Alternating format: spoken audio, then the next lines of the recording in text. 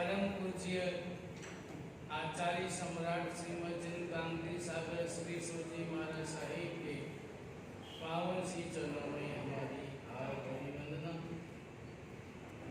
भवसागर से डूबती मैया को सहारा देने वाले मेरी श्रद्धा के केंद्र परम पूज्य गुरुदेव गच्छाधिपति आचार्य भगवान श्रीमद जिन मणिव्रत श्री शिवजी महाराज साहिब की पावन श्री चरणों में हमारी हार्दिक वंदना। विराज मंदिराज के चरणों में हमारी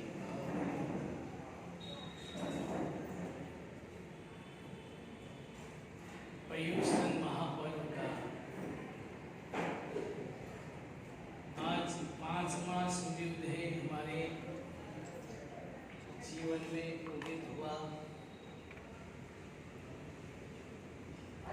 देखते देखते 4 दिन बीत गए, 5 दिन बीत गए। अब केवल 2 सीढ़ियां हो रही है, 2 रात्रि शेष रही है। 30 दिन तो हमें संवत्सरी महापरिगमन करना है।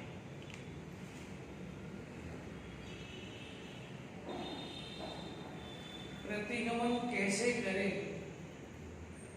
क्योंकि हर क्रिया के पीछे कोई न कोई लक्ष्य होता है। व्यक्ति स्कूल जाता है, कॉलेज जाता है, केवल स्कूल जाए कॉलेज जाने के लिए नहीं जाता है। स्कूल जाने का लक्ष्य नहीं, पास होने का लक्ष्य। केवल स्कूल नहीं जाता है, पढ़ाई करता है, पास होने का लक्ष्य होता है। हॉस्पिटल जाने का नहीं, दवाई खाने का लक्ष्य नहीं है। हॉस्पिटल जाना या दवाई खाने का लक्ष्य नहीं है, स्वस्थ होने का लक्ष्य है। आप दुकान में जाते हैं, बाजार में जाते हैं, बाजार जाने का आपका लक्ष्य नहीं, प्रॉफिट कमाना मेरा लक्ष्य है। संसार के हर क्षेत्र में आपका कोई न कोई लक्ष्य होता है।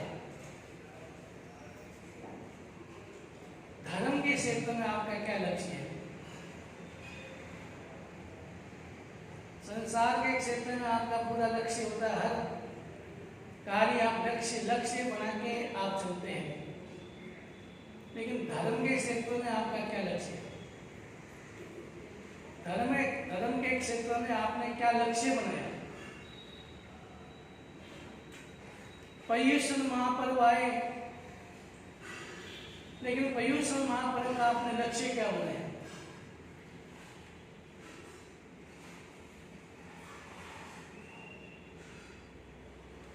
प्रवचन सुने, परमात्मा की वाणी सुनते, लेकिन आपने लक्ष्य क्या है? विचारों में परिवर्तन आया। पहले नंबर विचारों में परिवर्तन। आपके विचार बदले या नहीं? आपके जो पुराने विचार है, जो संसार के विचार है, वो विलिप्त होकर करके उसमें धर्म के विचारों में परिवर्तन आया या नहीं? नंबर 1 विचारों में परिवर्तन। दूसरे नंबर हृदय में परिवर्तन। हृदय में परिवर्तन हो जाए,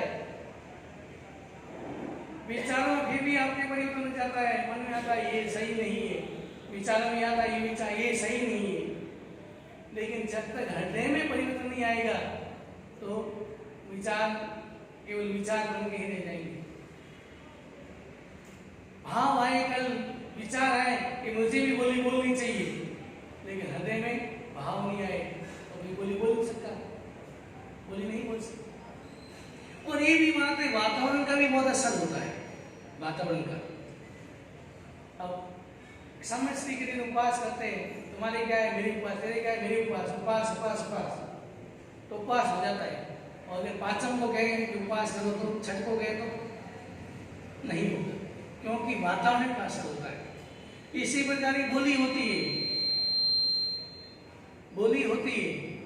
और अब वही बोल रहा है, अड़ोसी बोल रहा है, पड़ोसी बोल रहा है, तो उसको देख के अपने मन में भी भाव मैं भी बोली, क्योंकि वातावरण बनता है।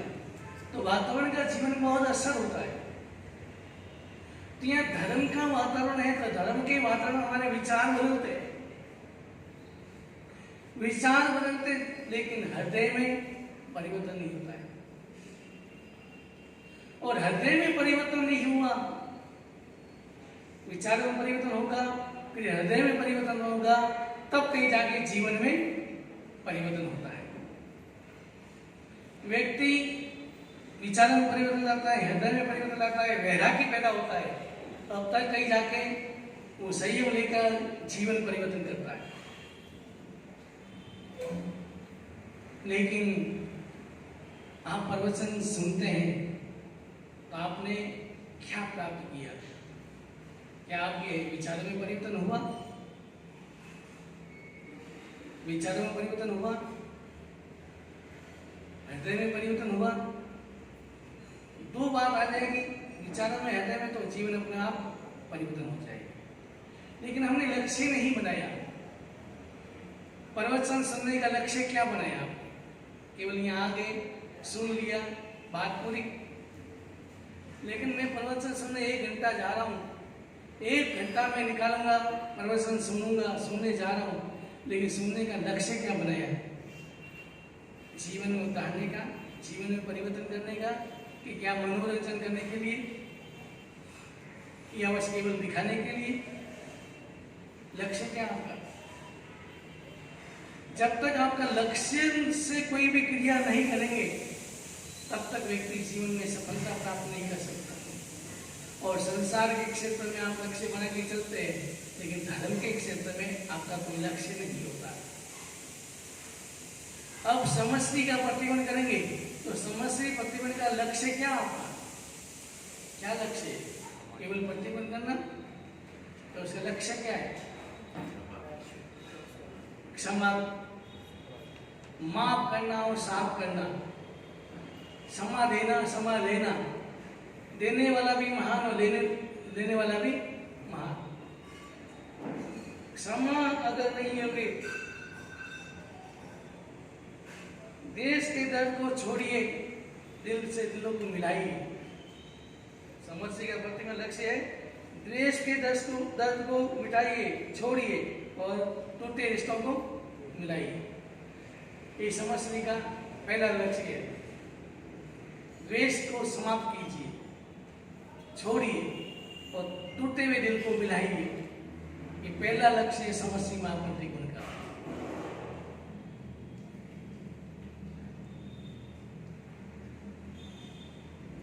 भीतर में क्षमा का दीप जलाइए, तो द्वेष का अंधकार अपने आप समाप्त हो जाएगा।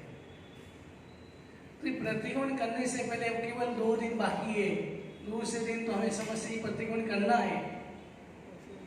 अभी सही संपूर्ण रूप से हमें कसाई मुक्त हो जाना है। संपूर्ण रूप से कसाई मुक्त का अर्थ होता है किसी के प्रति मेरे मन में द्वेष के भाव नहीं रहे, क्योंकि संपूर्ण कसाई अगर मिट जाए, दिल से निकल जाए, मन से निकल जाए, संपूर्ण अगर कसाई समाप्त हो जाए, तो व्यक्ति केवल ज्ञान प्राप्त कर लेता है। तो कसाई तो रहेंगे, बुरे कसाई रहेंगे, संतुलन कसाई रहेगा, तब तक कोई बात नहीं। पत्याखानी भी रहेगा, वो भी थोड़ा रेत में लेकर, पत्थर में लेकर जुड़ सकती है, और अपत्याखानी पानी में रख के फेंची, और अनंताबंदी कसाई तो तुम्हारे जीवन को ही समाप्त कर देता है। तो कसाई तो रहेगा, लेकिन अभी वर्तमान में मेरे जिसके प्रति भी मेरे मन में कसाई भाव है, वो कसाई भाई मैं समाप्त कर दूंगा। वो कसाई भाई मेरे भीतर में नहीं रहेगा। मैं सबसे समय याचना करूंगा और सबको समा दूंगा, सबको समा भी दूंगा और सबसे समय याचना भी करूंगा। ये समष्टि प्रतिबंध का हमारा लक्ष्य है। और अगर ये लक्ष्य के अनुरूप चले तो हमारा ये प्रतिगुण सार्थक होगा, और नहीं तो प्रतिगुण तो हमें बहुत किए, बहुत सालों से कर रहे हैं, लेकिन आत्मा हम वहीं के वहीं खड़े रह जाते हैं। हम आगे नहीं बढ़ पाते हैं जीवन में। तो इसलिए समस्या प्रतिबंध करने से पहले अपने भीतर की सफाई करें। सफाई करके फिर अगर हम मन भीतर के हृदय को सजाना है, सफाई करनी है, सजाना है, और फिर समस्या के दिन परमात्मा को हृदय में विराजमान करना है। क्षमा का दीप जलाना है और परमात्मा को हृदय में विराजमान करना है। परमात्मा को विराजमान करना, परमात्मा के सिद्धांतों को हृदय में विराजमान करना, तभी हमारा ये मिशन सार्थक होगा, तभी ये हमारा प्रतिक्रमण सार्थक होगा। कल हमने धूमधाम से परमात्मा का जन्म महोत्सव मनाया, धूमधाम से नाचते हुए उल्लास के साथ, उमंग के साथ परमात्मा का जन्म उत्सव मनाया। जब परमात्मा का चवन होता है तो भी तीनों लोक में प्रकाश फैलता है। नरके जीव वो भी कुछ पल के लिए आनंद का अनुभव करते हैं। तो ऐसे तीन लोक के नाथ का हमने कल जन्मदिन मनाया।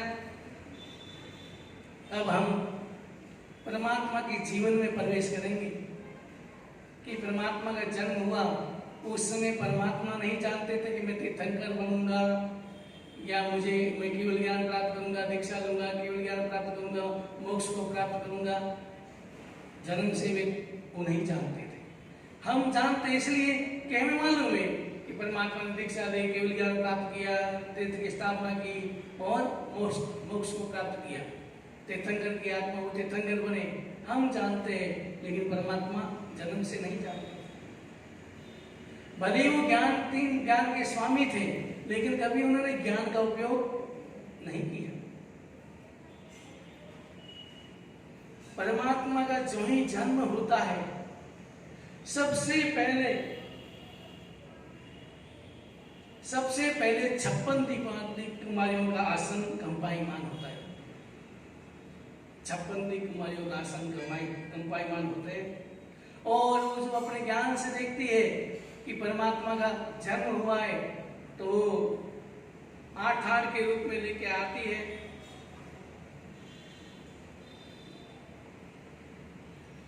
इस प्रकार स्नान पर उत्सव करने के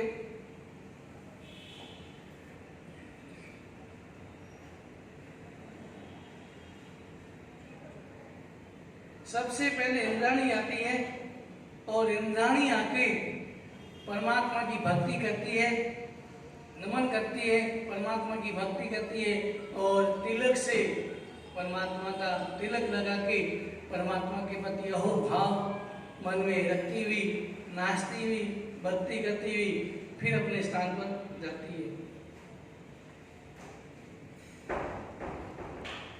फिर 8 दिक्कुमारी आती है,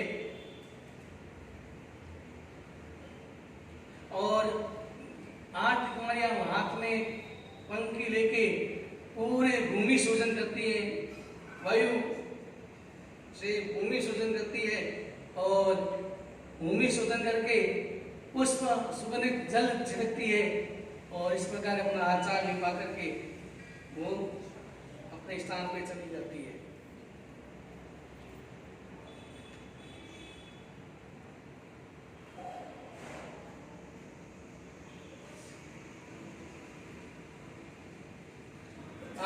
आठ दिक्कुमारी उद्योलोक से आकर के प्रभु और प्रभु की माता को नमन करके, शंख वादन करके, वायु बोल द्वारा योजन प्रमाण भूमि का शुद्ध करके सुगंधित जल का शुद्धि ग्रह की रचना करती है।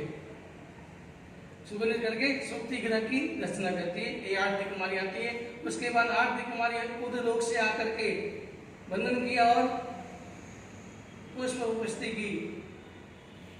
पुष्पवृष्टि करती है। फिर 8 दिक्कुमारियां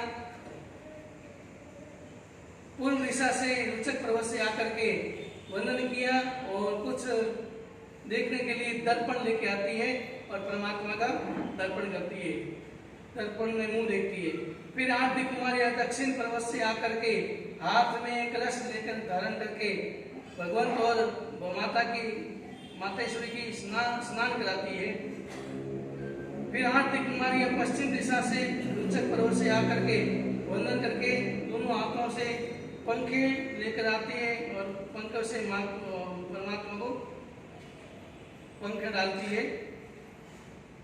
फिर 8 दिक्कमारी उत्तर दिशा से रुचक पर्वत से आकर के चावल डालती है 4 दिक्कमारियां। फिर 4 दिक्कमारी हाथों में दीपक धारण करके भगवंत के आगे खड़ी रहती है। 4 दिक्कमारियां रुचक दीप से मध्य दिशा से आकर 4 अंगुल परमात्मा का नाक सिद्धन करते हैं। 4 अंगुल रख के नाक सिद्धन करके गड्ढा खोद करके उसमें डालती है और ऊपर रत्नों का चबूतरा बनाती है। फिर 4 केले के पत्तों से घर बनाती है। पहले घर में माँ को और परमात्मा को मालिश करती है, तेल से मालिश करती है। दूसरे घर में माँ को और परमात्मा को स्नान कराती है। तीसरे घर में वस्त्र धारण कराती है और चौथे घर में काष्ठ की लकड़ी, चंदन की लकड़ी जला करके उसकी राख से राखड़ी बना करके परमात्मा के हाथ में बांधती है। इसलिए हम सनातन पूजा बोलते क्या बोलते हैं? वर, बोलो वर।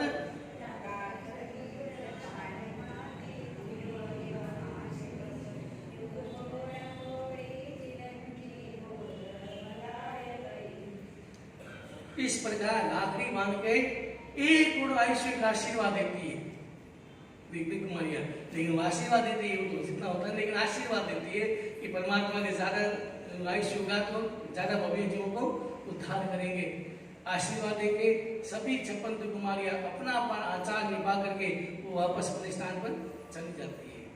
अब इंद्र महाराज का सिंहासन कंपायमान होता है।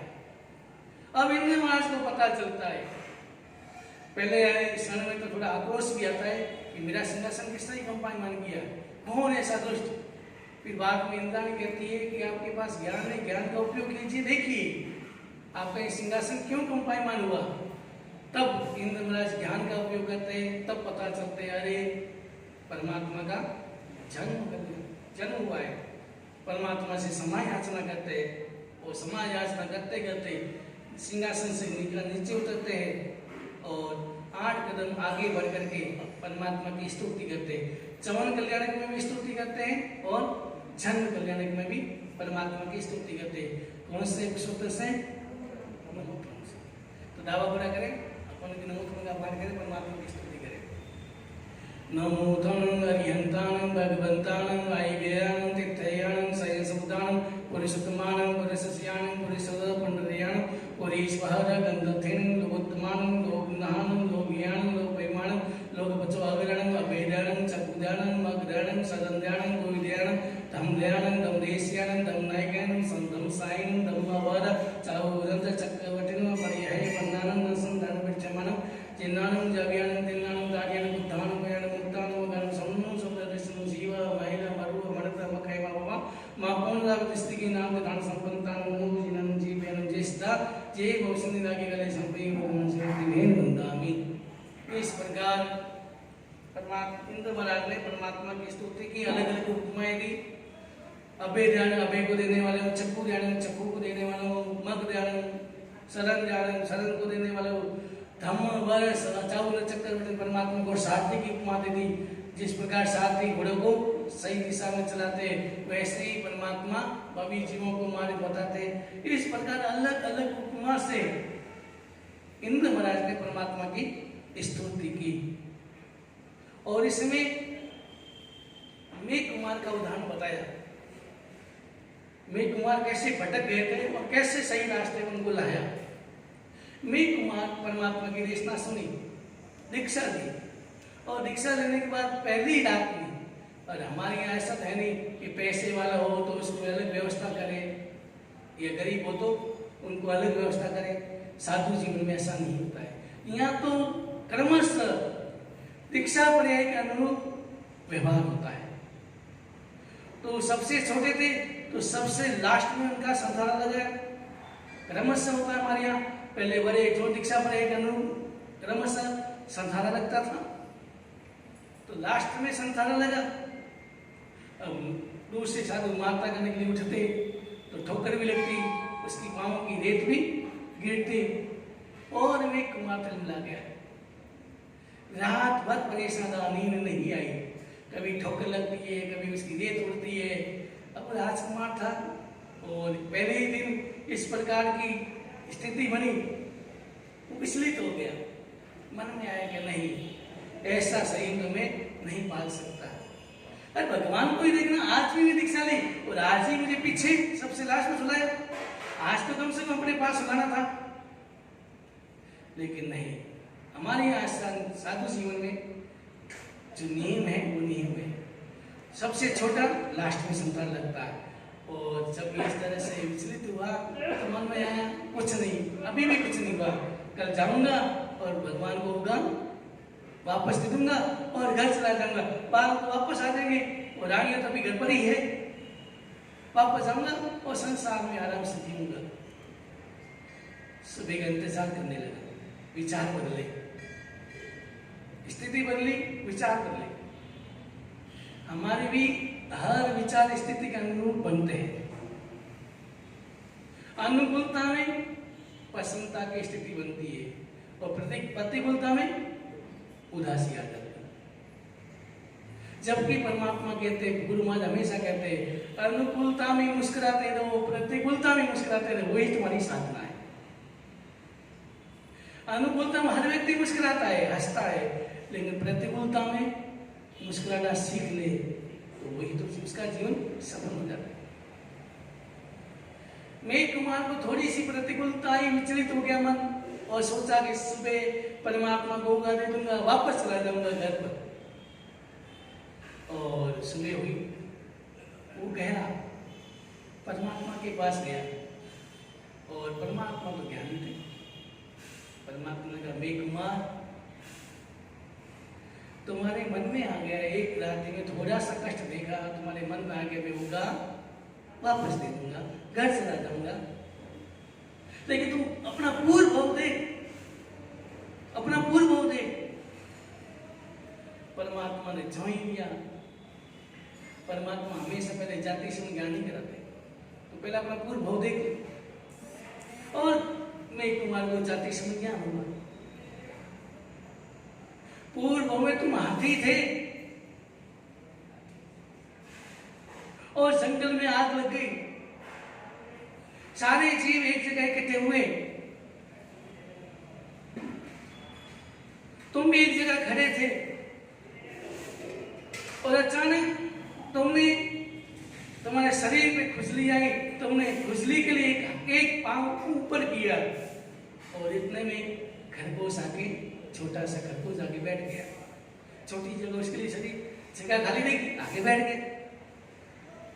अब तुम पांव रखने वाले थे कि तुमने देखा कि अरे पांव के नीचे खरगोश बैठा है, तो विचार किया, तुम्हारे मन में विचार आया कि मैं अगर पांव रखूंगा तो ये बेचारा मारा जाएगा, इसलिए तुम्हारे मन में जीव देह के भाव आए और तुम 3 पांव पर खड़े रहे।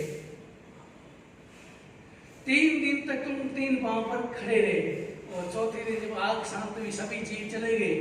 अब तुम पांव टेकने के लिए पांव नीचे रखा, शरीर अकड़ गया और धड़ाम से नीचे गिरे।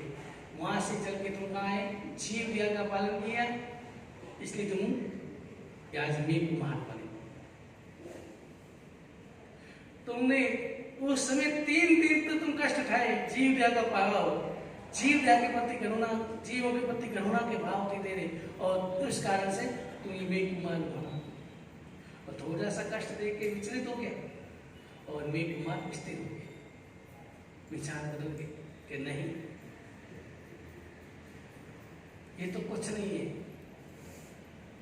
ये कष्ट तो कुछ नहीं है, और बिना कष्ट उठाए आत्मा का उत्थान हो नहीं सकता, बिना तपे आत्मा का निखार आ नहीं सकता, मैं बिना त्याग किए कर्म ऋचा हो नहीं सकती। त्याग करना पड़ेगा, तपना पड़ेगा, कष्ट उठाना पड़ता है, तब कहीं जाके आत्मा का उत्थान होता है। आपके संसार के क्षेत्र में देखो ना, आप सुबह से शाम दुकान में तपते हैं, पुरुषार्थ करते हैं, पसीना बहाते हैं, तब कहीं जाके पैसे कमाते हैं और सोचता के पैसे कमा लूंगा, सुख से जीवन जीऊंगा। संसार के क्षेत्र में भी पुरुषार्थ चाहिए, तो आत्मा के क्षेत्र में भी पुरुषार्थ चाहिए। बिना पुरुषार्थ न संसार चलता है न आत्मा चलती। शायद मैंने एक बार पहले कहा था, संसार को चलाने के लिए धन की आवश्यकता है और आत्मा को चलाने के लिए पुरुषार्थ की आवश्यकता, धर्म की आवश्यकता है। पुरुषार्थ करना पड़ता है और हमसे पुरुषार्थ होता नहीं है, तपस्या होती नहीं है, सामयिक होती नहीं है, थोड़ा कष्ट उठाया नहीं जा सकता। कल मैंने बहुत कोशिश की, मन में पहले तो नहीं बन के नहीं चलाएंगे, परमात्मा के जन्म वाचन सुन रहे तो परमात्मा ने कितने कष्ट उठाए होंगे, तो हम कुछ 2-3 घंटे के लिए बिना पंखे नहीं रह सकते। और पंखों से वायु की अछेना होती है। एक तरफ हम परमात्मा की वाणी सुनते हैं, दूसरी तरफ अहिंसा परमो धर्म बोलते हैं यहाँ पर आके, और एक तरफ वायु की अछेना करते हैं। लेकिन बाहर के गर्मी लगती है, बोली अब कम होगी, बोली ज्यादा होगी, पंखा चालू करो, लोग ज्यादा बोलेंगे। मैंने कहा चलो ज्यादा मैं क्या कर सकता,